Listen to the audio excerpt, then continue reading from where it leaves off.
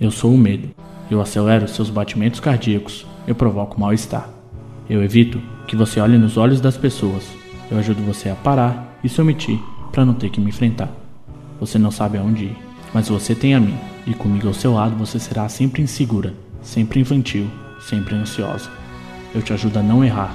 Eu não gosto de errar e por isso não quero que você erre. Eu quero que você seja perfeita. Eu sou o medo e dou sentido a tudo que você não faz. Sabe assim, quando a gente leva um susto tão grande que os teus pés saem do chão? Medo de sair, não dorme, fica nervosa. A pessoa fica, eu acho que meio deprimida, fica meio cansada, estressada. Tá ali normal e de repente a pessoa pode começar a se sentir mal e não... controle da pessoa sobre algum A pessoa aspecto. tem medo de tudo mal, e ela sair do lugar, tem ou medo de sair da ela não situação, consegue dormir, dá tremedeira. Eu sentia muito medo, chegava no final da tarde. Eu vi uma nuvem no céu assim, que parecia que ia vir um vento, me dava um pânico, eu já nem queria dormir na minha casa, eu queria dormir já na casa da minha irmã. E meu pai demorava um pouquinho para chegar em casa. Enquanto ele não chegava, eu não começava a me dar assim, uma crise de trema, assim, eu ficava trêmula, tremia, deitava na cama até a cama chacoalhava, sabe, de tanto que eu tremia. Essa história que você acabou de ouvir é da empregada doméstica Rosana. Quando ela tinha 12 anos, teve sua primeira crise de síndrome do pânico, um transtorno muito mais comum do que a maioria das pessoas imagina. Hoje, 25 anos depois, Rosana ainda sente os efeitos da doença. Depois de mais velha, acontece de vez em quando, alguma assim, por exemplo, até agora eu não consigo dirigir, sair sozinha, sabe? Eu penso assim, eu vou sair dirigir, vai dar também de novo uma tremedeira, dor na barriga.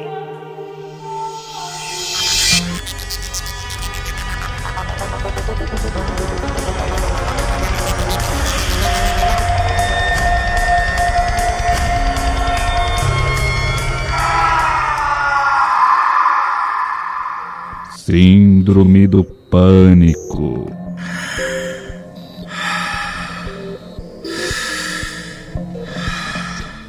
Angústia, ansiedade, o medo do medo.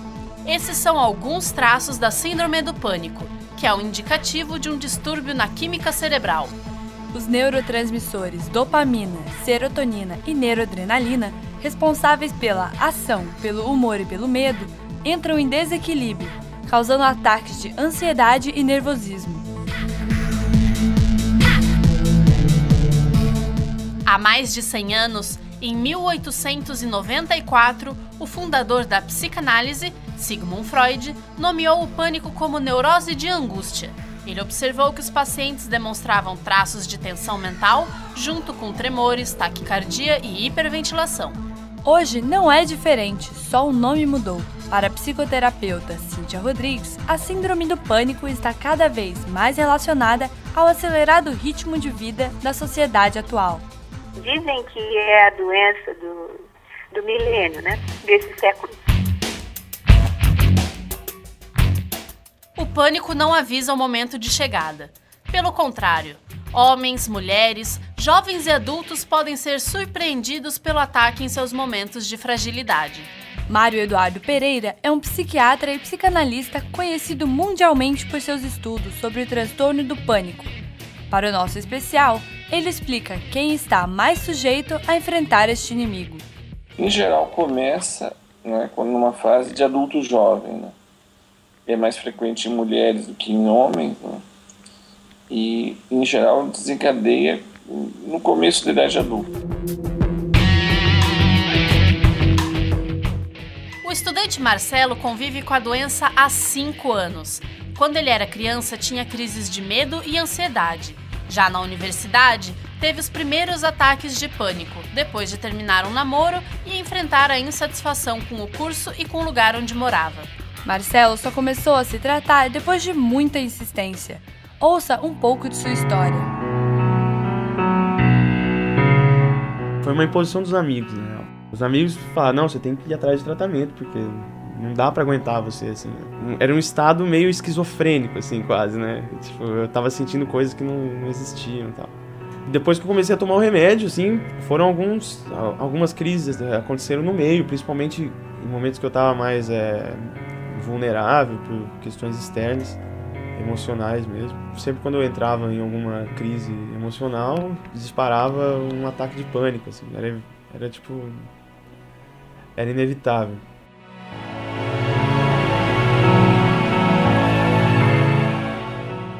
Júlio acompanhou a maioria dos ataques de Marcelo e conta agora como foram 2 desses episódios. Tava todo mundo indo para uma festa e a gente estava no carro de uma garota e ele de repente começou a pedir para ir para casa porque ele estava muito nervoso e queria ir para casa. E eu não tinha presenciado aquilo ainda e eu lembro que eu brinquei com ele e ele respondeu sério e eu vi que o negócio era sério. E aí nós deixamos ele em casa. Não adianta você pedir calma para uma pessoa dessa, né? Ela não vai se acalmar porque você está falando. E no terceiro caso, também nós estávamos viajando, estávamos lá em João Pessoa, e numa universidade, no encontro estudantil, e como eu já tinha presenciado, na verdade eu já estava até meio preparado. Então ele me acordou de manhã, dizendo que estava infartando. Fomos direto para o hospital lá da universidade, e no meio do caminho a pessoa vai se expressando, a gente ia andando pelo campus e ele ia gritando, ele tirava a camiseta, e ele ficava se batendo, como se ele quisesse saber que estava vivo.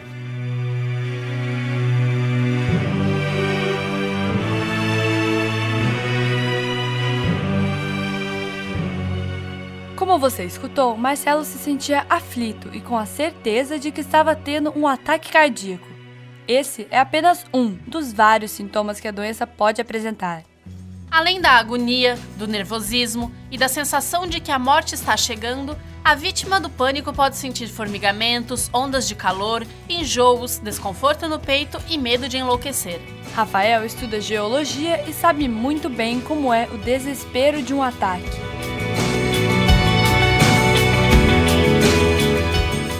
Tava tomando um banho já, meio agoniado com um dia cheio, alguma coisa assim, aí eu sentia, tipo, foi um nervosismo, um negócio que, não sei, parece que vai ter alguma coisa errada, fica sempre, tá sempre em estado de alerta, assim, parece que sempre vai ter alguma coisa que vai acontecer errado, não sei o quê. Aí eu tava ansioso, assim, no banho e tal, e senti como se tudo tivesse, que eu fosse ficar trancado no banheiro, alguma coisa assim, que aí eu saí do banho, botei toalha, assim, nervoso e não conseguia dormir, foi um ataque, assim, e aí eu tomei uns remédios relaxantes, pra dormir. É importante lembrar que a síndrome do pânico pode estar associada a vários transtornos, como desequilíbrios emocionais e outros medos. Quem faz essa relação é o psiquiatra Mário Eduardo Pereira e a psicoterapeuta Cíntia Rodrigues. A depressão e o pânico, que vêm sempre tão associados, eles são uma doença que tem que ser encarado como tal. Quem está com pneumonia, toma remédio. Quem está fazendo pânico, também vai tomar. A pessoa vai desenvolvendo fobia junto. Ela tem uma crise dentro do elevador, ela começa a ter medo de elevador, desenvolve uma fobia de elevador. Então tem alguns tratamentos psicológicos específicos para ajudar a pessoa ou a controlar as crises, ou a controlar os resultados das crises. Os ataques de pânico podem vir acompanhados da agorafobia, que é o medo de estar em um lugar ou situação em que seja difícil de conseguir ajuda para escapar da crise. A pessoa se apavora quando está sozinha em casa, no meio de uma multidão, presa dentro de um carro ou esperando numa fila. Mas apesar de muitas vezes uma acompanhar a outra, fobia e síndrome do pânico não são a mesma coisa. As fobias são provocadas por um estímulo externo conhecido, um medo específico, que leva a pensamentos catastróficos, que podem ser eliminados junto com o elemento causador do medo. Enquanto a síndrome do pânico não é resultado de alguma coisa externa, de um elemento específico, e sim de um conjunto de fatores psicológicos, difíceis de serem combatidos.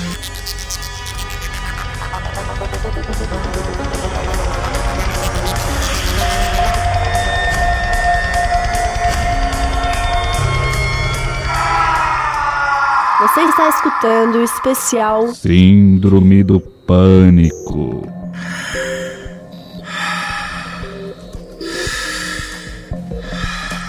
Para os que buscam tratamento médico, é recomendado que o paciente concilie medicamentos receitados por psiquiatras com sessões de terapia. Os remédios são muito importantes para restabilizar os neurotransmissores.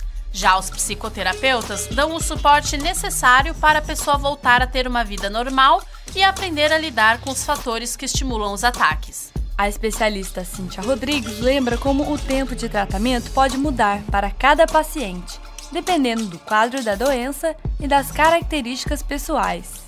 É um tratamento que não tem hora para acabar. Às vezes a pessoa vem, fica um tempo, recebe o suporte e tal, medica, melhora. Quando ela entra numa situação de pressão muito grande, acontece de novo esse desarranjo e ela tem uma outra crise. Entendeu? Então é uma coisa complicada de se prever. Além da psiquiatria e da psicoterapia, o paciente pode ir atrás de medicinas alternativas, como a homeopatia, que tratam da particularidade de cada caso. É o que explica o homeopata Marcelo Maravieski. Por mais que você queira generalizar a doença, ela sempre tem as particularidades de cada pessoa. E esse é um dos aspectos principais do tratamento homeopático. Cada pessoa tem o seu medicamento para a síndrome do pânico, né? Dentro da perspectiva da homeopatia, né?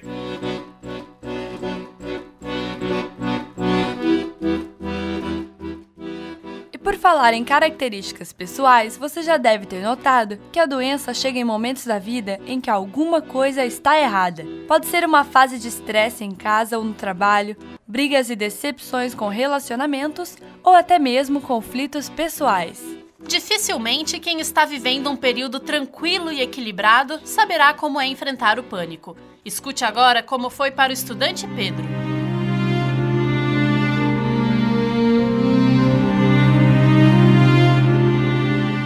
Foi num período de bastante estresse, que eu estava morando fora e aconteceu alguns problemas familiares. E o que me deu o primeiro sintoma em 2007, isso foi meio que eu me sentia mal o tempo todo, mas pensei que era alguma coisa no coração, porque o coração acelerava às vezes. Mas em 2009, quando eu estava no terceiro ano, que eu ia morar sozinho e tinha que fazer vestibular e tudo mais, voltaram-se alguns sintomas, né?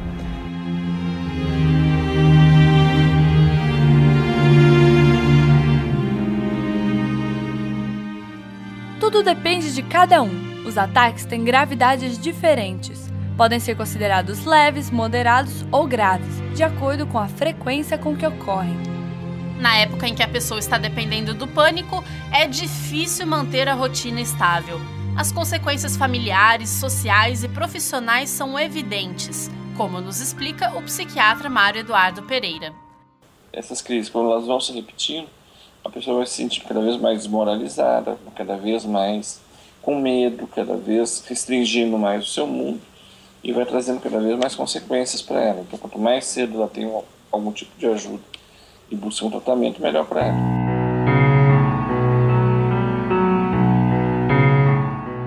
Marcelo sabe muito bem como é passar por isso.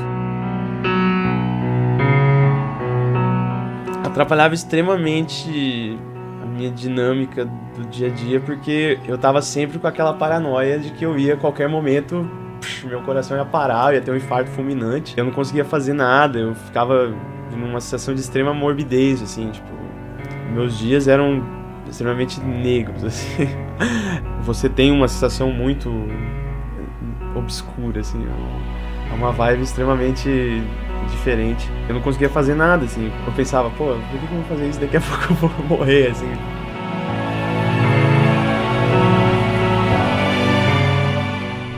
Além disso, Marcelo teve dificuldades com a família, que não compreendia o que estava acontecendo.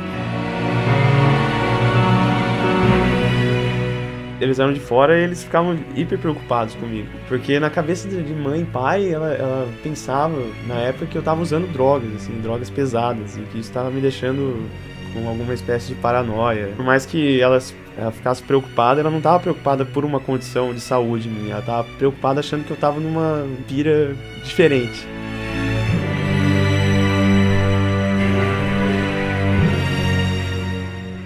Na casa do paciente Rafael foi diferente. Os pais acompanharam o ataque de perto e souberam ajudar. Sua mãe Cláudia lembra como foi.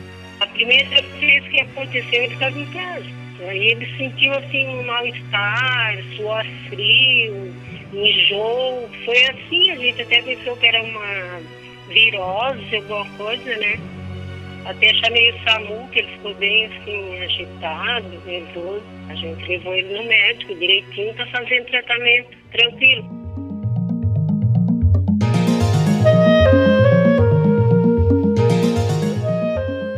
Se você se identificou com alguma das histórias contadas neste especial, ou acha que apresenta alguns dos sintomas da Síndrome do Pânico, não deixe de procurar ajuda médica.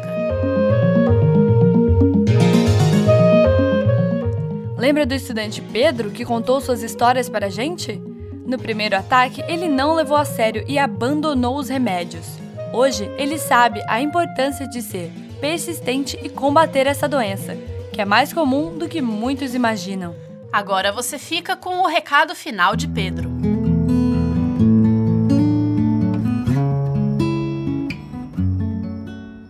Eu tomei a decisão de fazer o tratamento por inteiro agora, daí eu tô tomando remédio e fazendo terapia. E agora já passaram todos os sintomas, já me sinto curado, assim, né? Tem que fazer o tratamento até o final, mas já me sinto curado. Eu acho que assim, ó, é uma situação que tu passa por muitas dúvidas, até existenciais, porque o que está acontecendo comigo e tal, quem sou eu. Então é bom sempre ficar perto dos amigos, da família e fazer o tratamento, porque 6 mesezinhos sem beber e tomando remédio não faz mal para ninguém também. Então fazer o tratamento até o final, fazer acompanhamento psicológico e tal, e depois seguir a vida normal, porque é uma doença que hoje em dia a gente já sabe que tem cura e tal.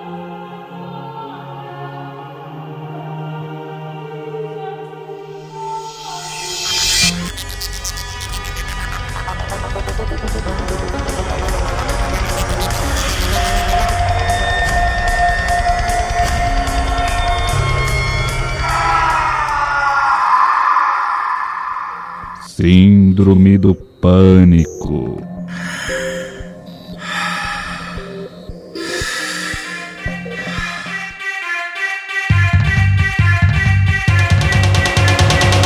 Você acabou de escutar o especial de Francisca Neri e Mariana Moreira, produzido para a disciplina de Radiojornalismo 1 no primeiro semestre de 2011 do curso de jornalismo da Universidade Federal de Santa Catarina. Orientação de Ricardo Medeiros, técnica de Alcides Alves e colaboração de Tomé Graneman. Nos depoimentos que você escutou, alguns nomes foram fictícios para preservar a privacidade dos entrevistados.